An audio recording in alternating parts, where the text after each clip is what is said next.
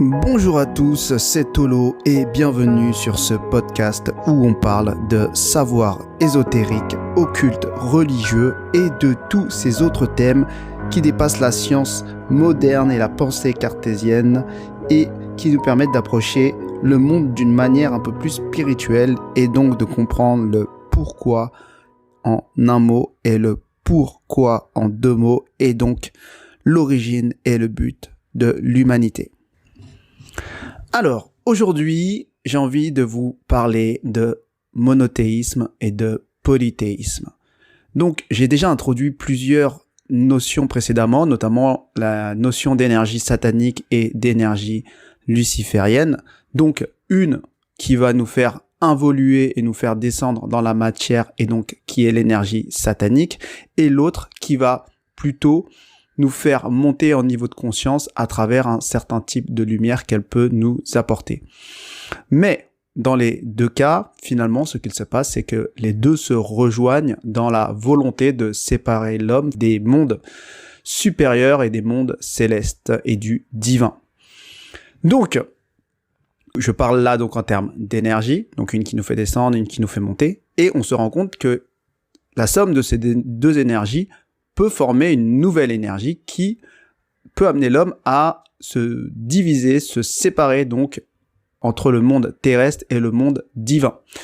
Et donc, ce que je veux dire, et là où je veux vous amener, c'est que étymologiquement, celui qui divise, celui qui sépare, c'est le diable. Et donc, est-ce qu'on n'aurait pas une nouvelle énergie ici, qui est un peu cette combinaison des deux énergies sataniques et lucifériennes, et qui crée peut-être un peu parfois ces amalgames que l'on peut faire entre ces trois énergies. Mais je vous précise que je ne suis pas expert en démonologie ou autre, mais c'est juste pour vous faire comprendre que à un certain niveau, nous avons des énergies et à un certain niveau, nous les avons personnifiées. Et en fait, on personnifie les énergies pour que ce soit plus facilement compréhensible pour nous en tant qu'êtres humains. Et en fait, la raison pour laquelle on personnifie, c'est pas forcément délirant parce que ça nous permet d'avoir une représentation de concepts qu'on va pouvoir calquer, plaquer sur notre mode de fonctionnement humain et comprendre finalement des règles, des lois, des limitations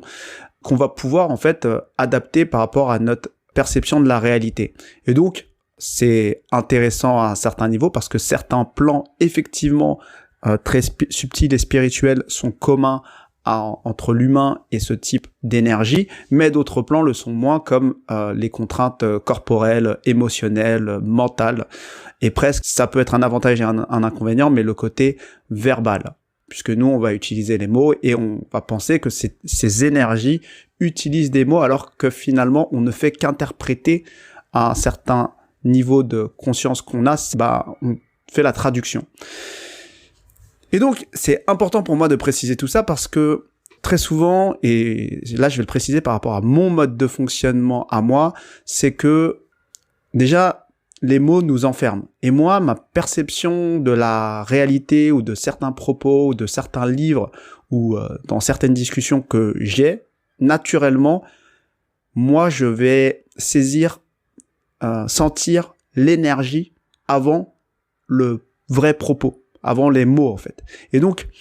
quand je sens un propos énergétiquement, ça va me parler ou ça va pas me parler. Après, ce qui se passe, c'est que je vais mettre des mots et donc, je vais essayer d'articuler, en fait, l'énergie que je ressens. Et parfois, en fait, je vais me mettre à revenir sur certains mots, sur certaines articulations, parce que j'ai enrichi mes connaissances, ou j'ai enrichi ma culture générale, ou autre. Mais, en règle générale, quand je sens le propos, même si mes mots changent, parce que je suis plus précis ou moins précis, l'énergie du propos, je le ressens. C'est comme ça, je le ressens. Et donc, la raison pour laquelle je fais cette précision, c'est déjà parce que si tu m'écoutes, sache que moi, c'est plutôt une lecture énergétique que tu dois avoir de ce que je te dis, plus que une simple lecture des mots quand je parle de Lucifer, Satan, le diable. C'est pour ça que je dis que je suis pas expert en démonologie, et c'est pour ça que je dis que à un certain niveau, il y a une sorte de dérive quand on vient personnifier ce type d'énergie. Et donc on a personnifié beaucoup de choses, hein. On a personnifié donc un peu ces énergies du mal, entre guillemets, en tout cas dans nos civilisations,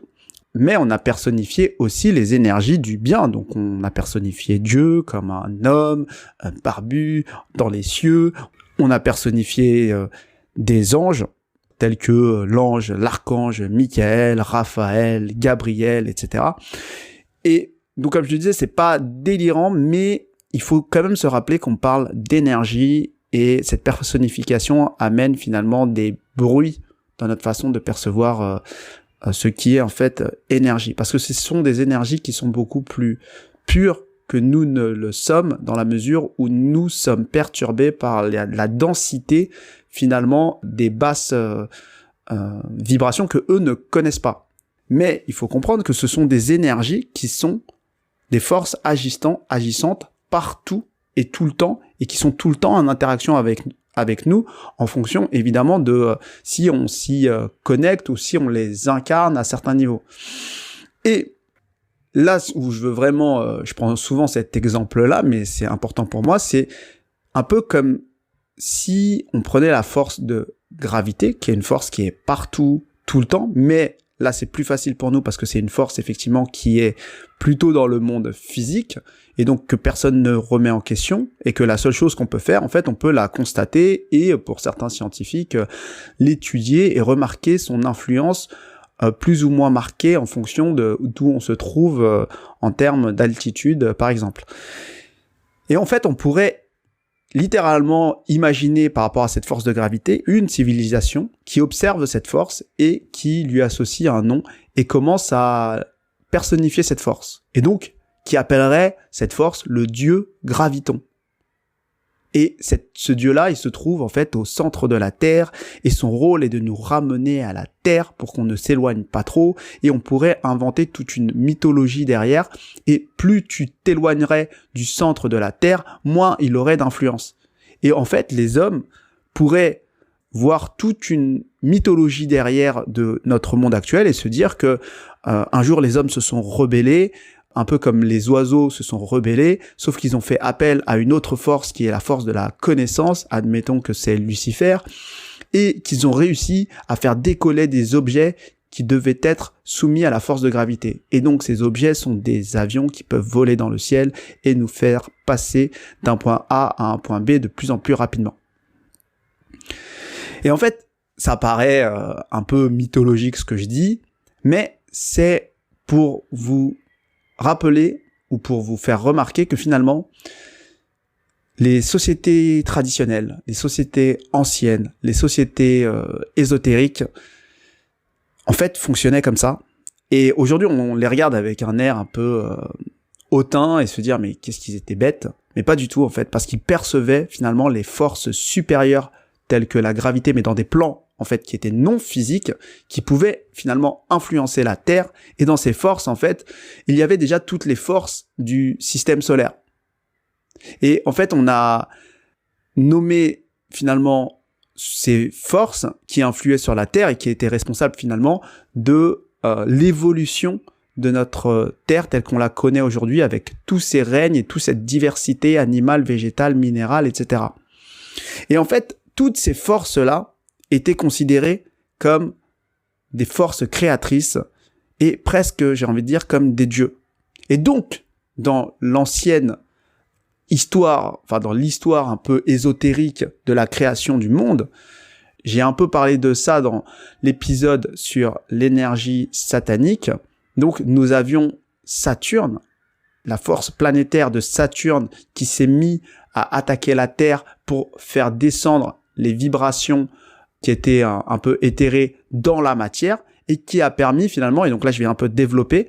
ça a permis finalement de créer ces formes, ces objets, cette matière, et donc ça a été l'ère de Saturne, l'ère finalement du règne minéral, jusqu'à ce qu'un autre astre s'interpose, et donc cet astre c'est le Soleil, qui vient s'interposer par rapport à cette énergie saturnienne qui est venue attaquer la Terre,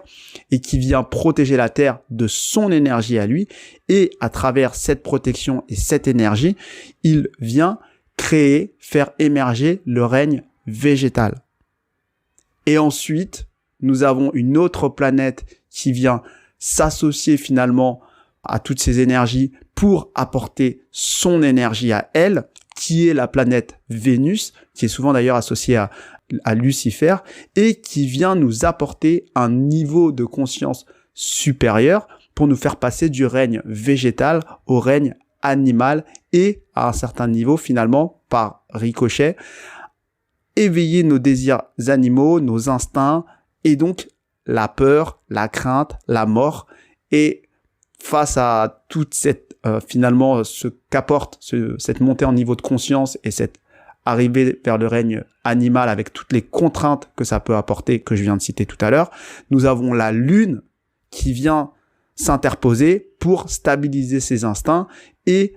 nous amener cette énergie de la réflexion. Donc la lune, évidemment, c'est l'astre qui réfléchit la lumière du soleil.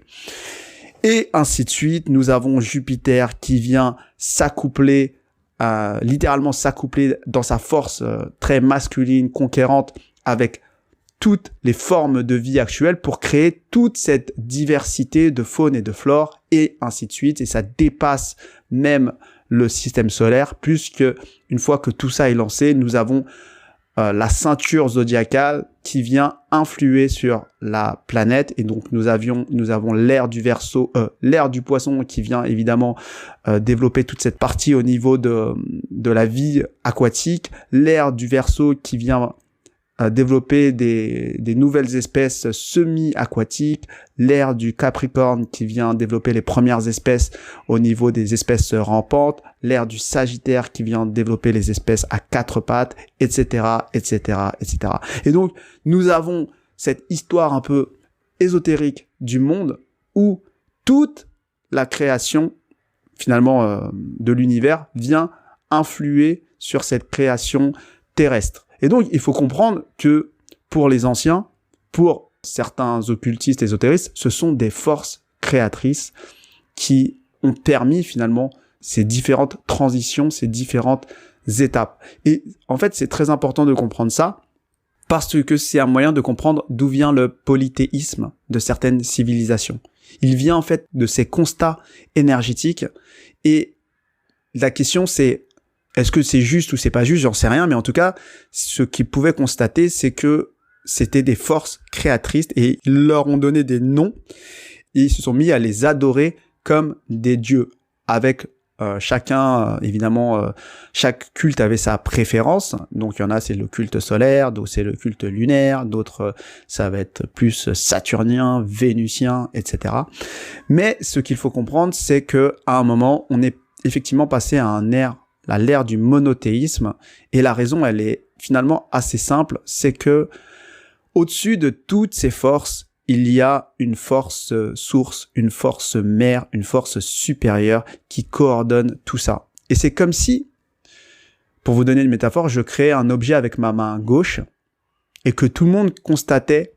et observait cette main créatrice de cet objet, et que je répétais finalement avec cette main gauche cet objet, parce que c'est plus simple pour moi de créer ça avec ma main gauche,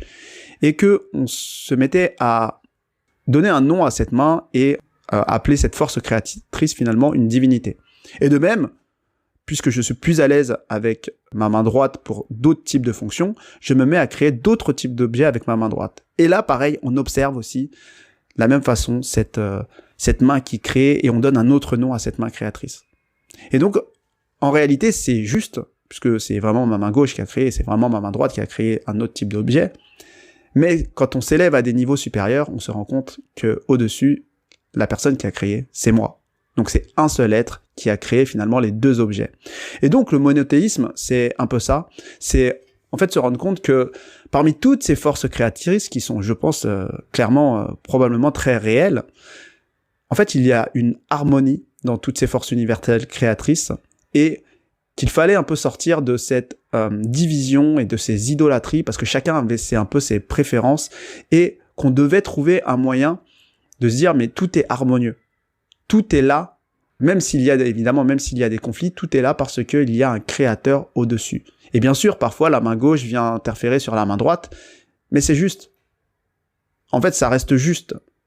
Et du coup, c'est une manière un peu métaphorique, quelque part, de faire monter le niveau de conscience de l'homme pour qu'il arrête de rester dans l'adoration de certaines forces qui existent, mais qui ne sont que des outils qui ont été utilisés par une force supérieure. Et c'est un peu ça, toute la logique du monothéisme, et c'est ce que je voulais vous parler, parce que je me rends compte que personne n'a tort, personne n'a raison, et c'est simplement une façon de voir les choses, et j'espère qu'à travers cet épisode, c'est une manière pour vous d'appréhender ces deux notions de polythéisme et monothéisme, et de comprendre d'où ça vient, et pourquoi on est passé de cette ère du polythéisme, quel était l'objectif, et quels étaient le constat, et pourquoi on est allé dans cette ère du monothéisme, et quel est l'objectif, et quel est le constat. Et l'objectif, c'est vraiment de passer à un niveau de conscience supérieur, sans passer par le mental et les constats un peu trop, mentaux. Mais après, effectivement, pour certains, ce sera suffisant pour les connecter au monde supérieur de manière juste, et pour d'autres qui vont s'enfermer un peu trop dans le mental, vont se dire mais non, mais c'est pas assez en fait le monothéisme, c'est la façon dont on l'a amené dans nos civilisations. Effectivement, ça a été un peu imposé et un peu romancé, mais tout le monde n'est pas obligé de comprendre la lecture occulte et ésotérique qu'il y a derrière, et je pense que tout le monde ne doit pas la comprendre parce qu'on n'est pas prêt en fonction de nos niveaux de conscience. Donc voilà, c'était un podcast intéressant pour moi de le faire, parce que c'était un peu une synthèse de quelque chose que je ressentais à travers des lectures, à travers d'autres constats. Donc